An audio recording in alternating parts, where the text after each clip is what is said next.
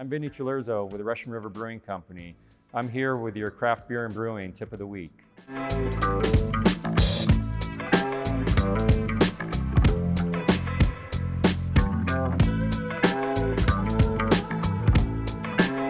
Today I'm going to be talking about hop creep.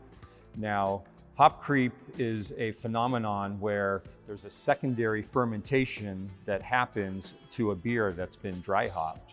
Now, I'll be honest with you, I wish I was talking about a new dry hop technique or maybe how we optimize the brew house, but the fact is that hop creep is kind of a big issue in the beer industry right now, and not just for amateur brewers, for home brewers, but for professional commercial brewers alike.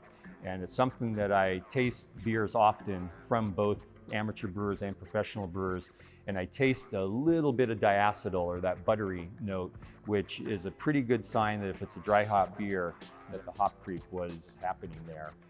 So when we talk about hop creep is when you've got a beer that you've dry hopped, and in most cases it's going to be an India Pale Ale, and within the first 24 to 36 hours, there are enzymes in the hops, and those enzymes are going to break down the long chain sugars, and eventually the residual yeast is going to cause a secondary fermentation.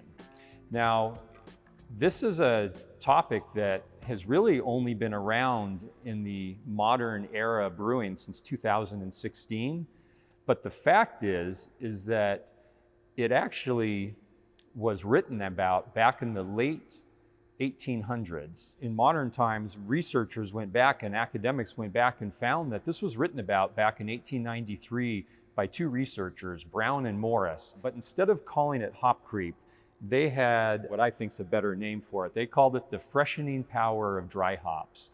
And what they meant by that was that when they dry hopped their India Pale Ales back in the late 1800s, and then they would ship the beer off and it would sit in the oak barrels for some time on the dry hops, they saw a secondary fermentation. And what we now call hop creep, they called the freshening power of dry hops. And what they meant by that was that that secondary fermentation actually dried the beer out a little bit more as it was on its voyage to wherever those barrels of India Pale Ale were going to be served. It made the beer drier. It just gave it a freshness and a lift, if you will, on body, mouthfeel, flavor. And then fast forward 50 or so years later, that research was reconfirmed by other researchers back in the day.